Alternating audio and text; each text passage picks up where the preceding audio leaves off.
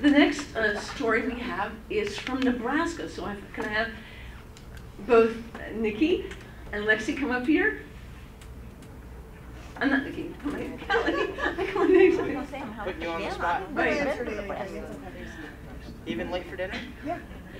Now these folks, this is an amazing story for me. This is Kelly Garcia. Out of the blue, for some reason, last summer started emailing me about doing this project. And we have remained in contact the whole year. One of the days that we had a snow day and we were home, I actually Skyped her and said, hi Kelly, we're home again, it's snowing. And I sent the message off to her kids in her class because I'm sure they can't understand in Nebraska why we had a day off for 3 inches or something, or 1.5 inches. So I've been in contact with her the whole year. My friends, a lot of them, just amazing friends, raise money for Kelly to come here, but we couldn't raise money for her to come from Nebraska because it would cost like $700. So we raised like roughly about $400 for her airfare. And I said to her, look, you know, a train, the place where you change planes is Denver. Would you mind driving to Denver and then getting on a direct flight to get to Washington, D.C.? It would cost half the price, like $400. And she said, not a problem. So she drove yesterday from Nebraska to Denver, 6.5 hours, and got here last night, and will return that same way tomorrow. And with her is her student, Lexi. This is Lexi's first time in Washington, D.C., and she got a lot of pictures when she went around with the tour today. The best tour guides in the world. Yeah, the best tour guides in the world. And Lexi's parents paid for her to come, and they have stayed at my house, my apartment. They've been the best roommates. I've had so much fun. Even when we got in late last night, about 11:30, midnight, yeah, it was good. It was good. So anyway, I'm gonna let, Lexi, if you can sit down, and I'll let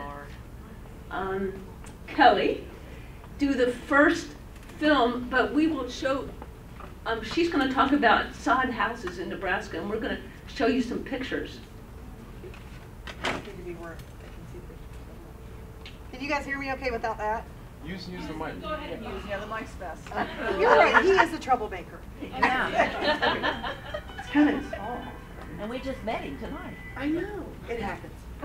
So first picture's gonna be the old. Okay, first picture, Which one do you want? put on the old one in the middle. Alright. Okay, this is an old style sod house. And on some of these sod houses, you might see actual grass poking out. You know, that's normal, and sometimes they were built into the side of the hill, but that was just an old one that we saw a picture of on the internet with the family standing in front of it. This is an old jail that was, it was a soddy, and that's the outside view, and then the inside. So that was the inside of it. So my daughter and I got to see that, and I texted her some pictures of it. So, oh my gosh, look where we are. So that's kind of the sod house, and you know. Can you pull the mic down a little bit? So just toward, so you can see. Yeah, you just. I've always depended on the kindness of strangers. There we go. Yeah, there. Thank you. Okay. You an axle? Don't make fun of him, he's helping me. Okay, so now that you know kind of what a sod house is, let me talk about, you know, my boy's film. Step right up. I just can't please anybody tonight. Wow, it's a tough crowd. It's a tough crowd. You're going back to Nebraska, aren't you? I am, tomorrow. Don't really want to leave yet, though. Okay, so we know that the United States is a very big country. You know, we're Annandale all the way out to California. We're going to stop in Nebraska. And people found out how big it was when they tried crossing during Western expansion, right? Some settlers didn't make it all the way to California. They settled in Nebraska in the plains area. And what we have, we're talking specifically the sand hill area. Sand hills, sand burrs, grass is kind of sparse sometimes. So the problem with living there is, what are you going to do? What are you going to build a house out of? Not a lot of trees, not many rocks that you could build with. So sod was the solution. The first film that will be shown here for my kids is Ty and Tevin's film, and it's How to Make a Sod House. And you've seen the pictures already, so you kind of know where this is going. And I'm going to turn it over to the tech guy. Yes, hello. It's nice to see you again. You down here.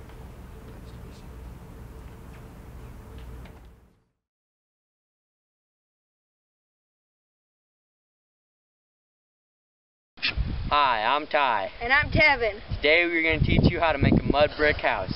Oh God. First, what you want to do is get some nice sticky soil so you don't have to add any water.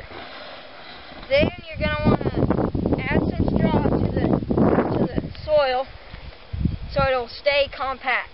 And then you're going to mix it together.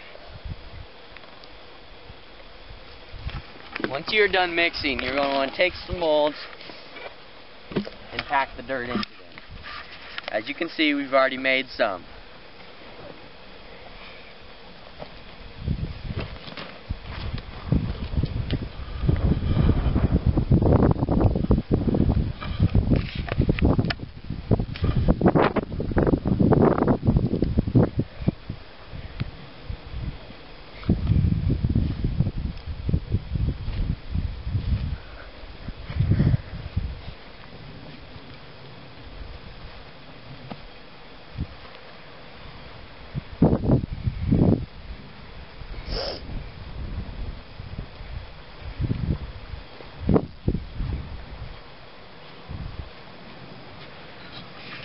Once you are done packing them, carefully remove.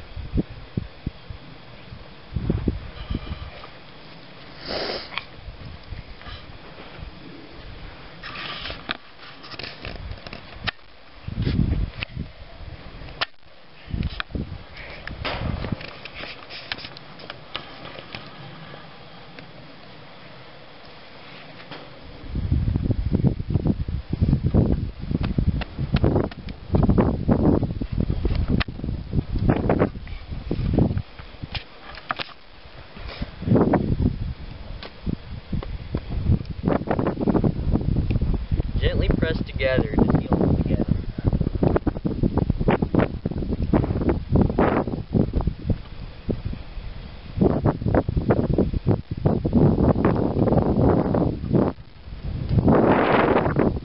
Then just keep building it. Just keep putting your molds on and building it until you get your house the size you want it. We're not going to build a major size house because that would take more than the time we have.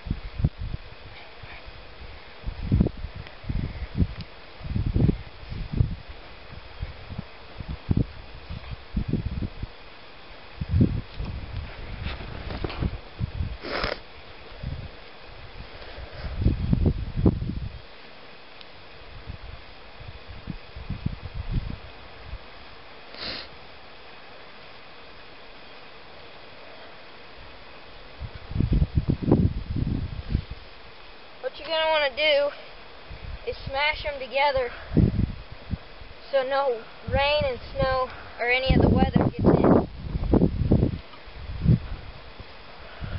You won't have a very good house if all the rain gets in.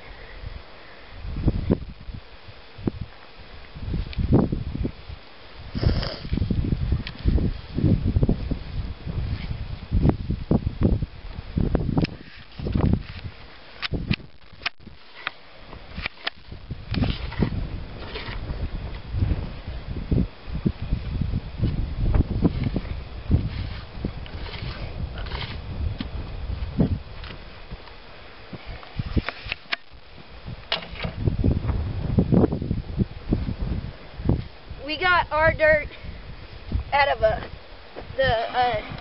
dried up pond. It was still kind of wet, so we didn't have to add any water. But you may need to add some water if your bricks are not sticking together.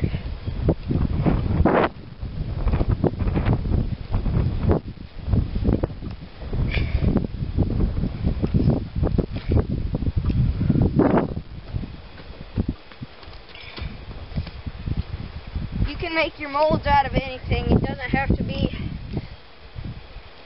nice wood. It can be any, like a log or anything, just so it's the size of brick you want it.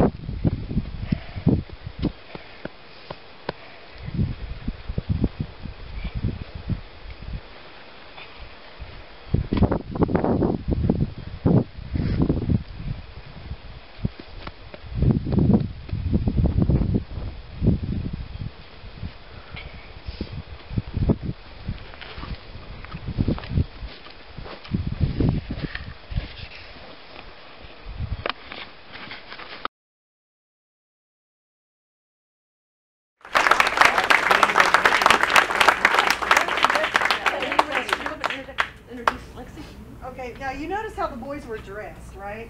You notice how the boys were dressed? It was cold, and did you hear that? Yeah. That was that Nebraska wind. I- They waited till almost deadline when it was cold, and that's why they had to bundle up, and they had on the heavy gloves. What time of the year was it? Oh, it's like late fall, but Okay. we can have snow about any time. We had snow actually in May this year. If we want one in our house, can we hire them?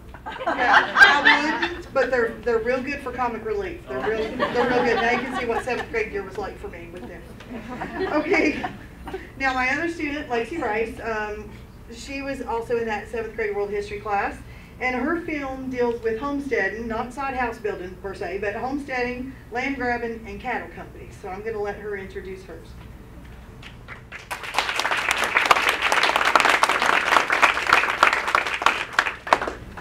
The next film is about a murder that took place in Mullen, Nebraska in 1908, in July of 1908. President Theodore Roosevelt created the Bureau of Investigation, which later became the FBI. The Federal Bureau of Investigation.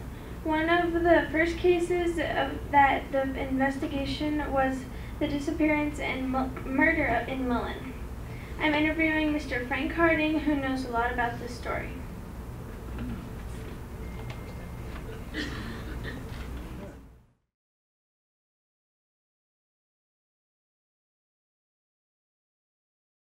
Oh. Go ahead. Okay. So I came up with some questions to ask you. My first one is, I'm pretty sure this wasn't the first crime, so why do you think the FBI started on this crime? On this particular crime? Mhm. Well, that's really pretty simple, because as you know, this was all, before it was homesteaded, it was all government land and whatnot. And this area, as homesteaders came into the western part of the state, the Homestead Act allowed them to have 160 acres. Well, of course, you couldn't make a living on 160 acres here. And so large cattle operators, after they found out the Texas herds came up, this was desert. Sandhills was considered desert. But then when they got rid of the buffalo crossing here and whatnot, and being grass country, became cattle country. And so some of these big outfits, for especially that were financed by British outfits, they started buying these Texas cattle to come up and throwing them into the sandhills. So they started outfits claiming this is their ranch, and they were great. They might have 10,000, 15,000 head of cattle of each one of them. Well, then when the homesteaders started coming in, that kind of bothered them a little bit. But not a lot, because it's through Hooker County and southern Cherry County and some of that area. They still couldn't make a living on it. And so not until 1904 the Kincaid Act came in, and they could start homesteading and get 640 acres. Well, then they brought a lot of people started coming in here, and so these big cattle outfits, basically two of them, Bartlett Richardson had all the panhandle, and Reverend George Ware, who was an Episcopal priest, but he was president of the UBI, United British Investors Company. They had all this land, which is Hooker and Thomas County, from the Dismal to the North Loop. and they run cattle, and all these homesteaders were coming in, so what they were doing, they would get, like a Civil War widow, they could get a section of land without having to live on it 5 or 6 years. So they were bringing people in and having them homestead, and then buying them out and go on, so they were getting sections where there was water and whatnot.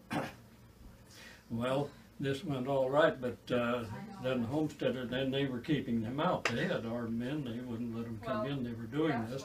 And Theodore Roosevelt, thought that this was wrong, and so he was starting to investigate.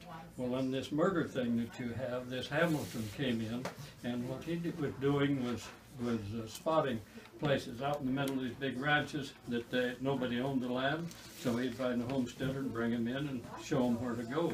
And so the local people that had been here a while didn't like that real well. So Roosevelt thought that this Hamilton was reporting them to the government. He'd go and find and report that this land was available for homesteading and whatnot. And all at once Hamilton disappeared. Nobody knew what happened to him. So that's when he sent an investigator in here to try to find out what happened to him. And of course what really happened is Hamilton got in trouble with this saloon. Saloons were illegal in Mullen. We were dry, but they had an illegal saloon here.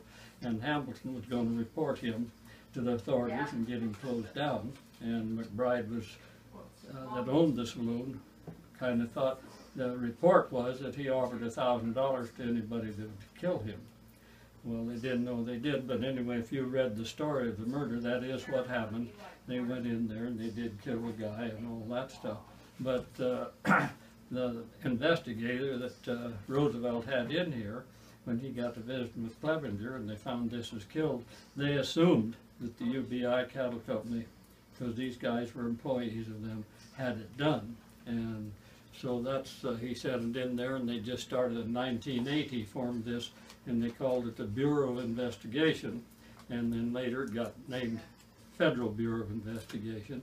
But that's how they got started in here, because they were trying to enforce the homestead law, and it had nothing really to do with the murder, except they thought this guy was killed by local ranchers to keep from getting homestead law. Does that answer anywhere near your question? Okay, and so my second one is, did you know anyone in this crime or relatives of this crime? Did I know any of them? Or were you relatives of any of them? Well, I wasn't really relatives to any of them, but then the family knows there's still a lot of descendants here, you know, that were of it. And this Hamilton's place, do you know where Mick Harding lives? Yep.